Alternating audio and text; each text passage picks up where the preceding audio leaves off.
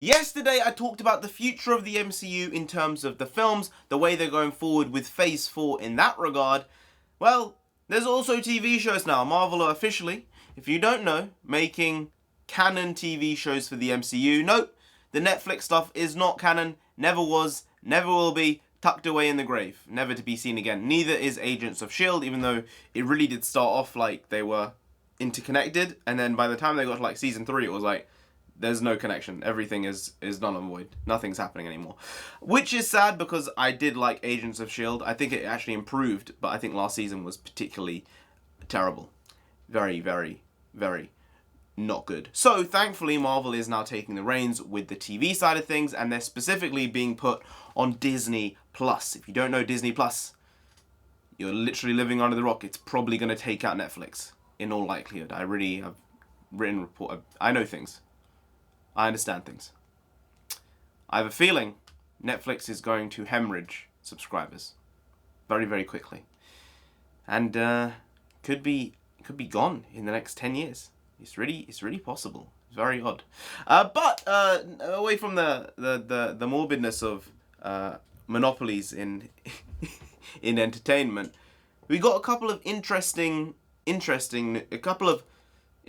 news. We got some interesting news and a couple of new things which I wasn't expecting and that I wasn't aware of. So we'll start off with the one which is coming out the soonest, which is Falcon. I was going to say Captain America. Falcon and Winter Soldier. Now, they had a really cool little bit on stage where Falcon gave the shield to Winter Soldier, and then Anthony Mackie, you know, being Anthony Mackie, just took it back. So I feel there's going to be some really cool fight scenes involving both of them using the shield at different times, which is something I think everyone has wanted to see. I'm cool with Falcon being Captain America because of the way they built the relationship in the film between those three characters, and specifically Cap and Falcon. I just feel that Falcon is a good character the way he is, and even in the comics, you don't need to be so derivative. He's a great character. You don't need to just give him the title of Captain America and give him a hand-me-down for the sake of it. He's already the Falcon, man. He's sick. He's a lot of people's favourite Avenger, or sort of Avenger. He's a lot of people's favourite normal character in the MCU, without a ton of superpowers. You don't need to just give him the Captain America mantle, you know. I didn't like it in the comics, and I don't really like it here, but at least they've built a relationship, and they've built something where I've come to be like, you know what? I believe it, even though he's not a super soldier, and he could literally die at any moment. Cap was a super soldier. And even then, you're like, oh shit, he's just an enhanced human, he can die. Falcon is just a human. Man gets shot, man gets killed. Dangerous business, that. And interesting, it's going to be cool to see the relationship between the Winter Soldier and Falcon. Obviously, it got explored a little bit in Civil War, and it was a lot of people's highlight of that film. You couldn't have just done that earlier. And then Falcon's like, I hate you. It's great. It's a great line. So from there we have WandaVision. Now, I don't know how Vision's coming back. He seemed pretty dead. Unless they're going to be going back to Wakanda in this show so that Shuri can basically give Vision to Wanda. Unsure. Unclear. Excited. I'm glad to see that they're really melding the TV and film stuff together now, because the stuff that happens in WandaVision is going to have a direct impact on Wanda and the Scarlet Witch in Doctor Strange and the Multiverse of Madness. So it's going to be interesting to see how that new form and iteration of the character projects herself into the films now. I don't see her ever getting her own film.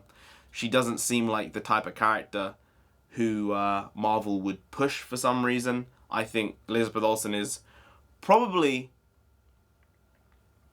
the most talented actress out of the main crop of women there. But, you know, that's just me.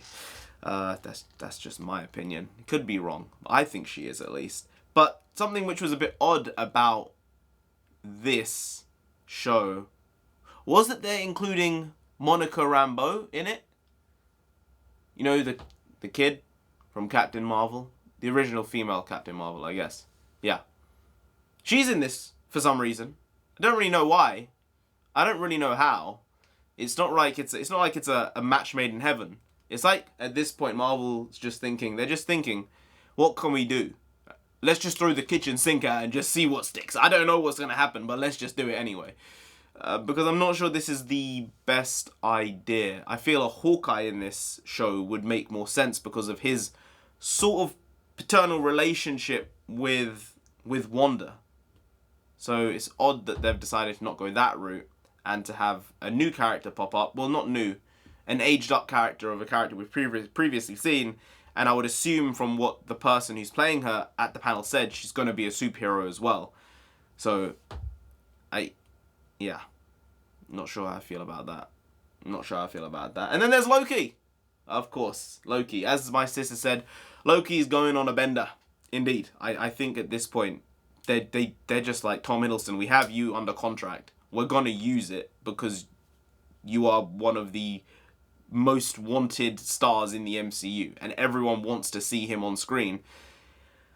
And I think that this will probably be the best show out of the lot of them.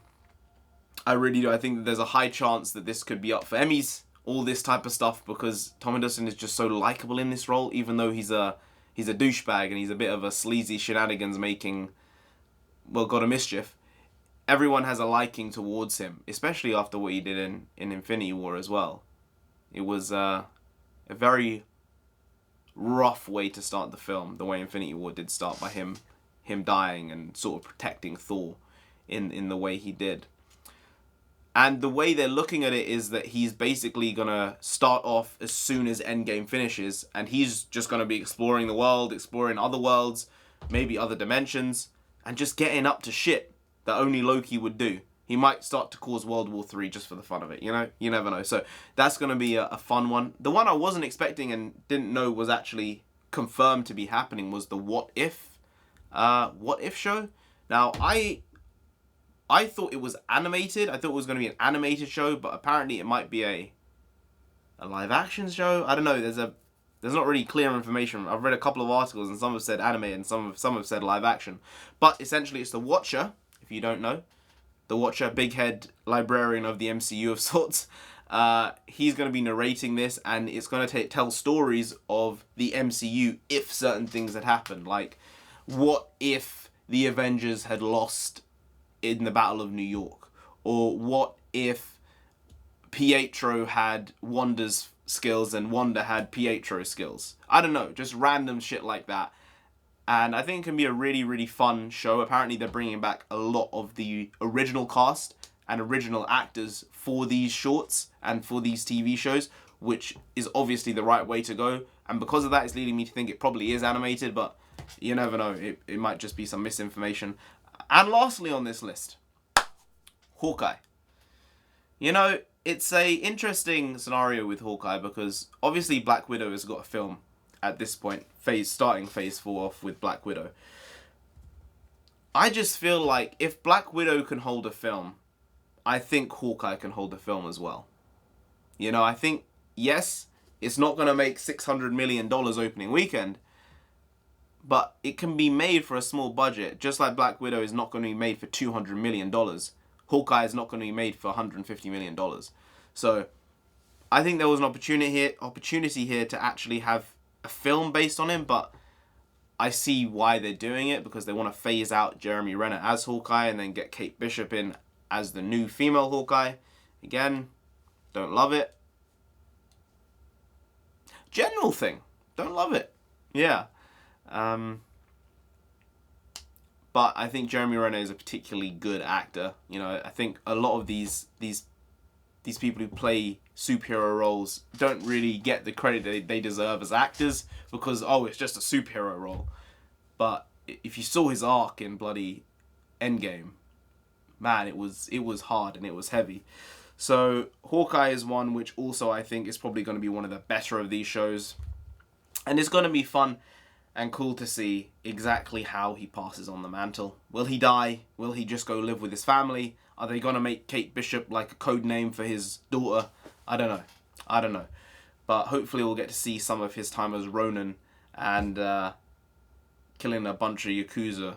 That would be some cool shit. Anyway, guys, that's it for Comic-Con. You know, it's been a long weekend.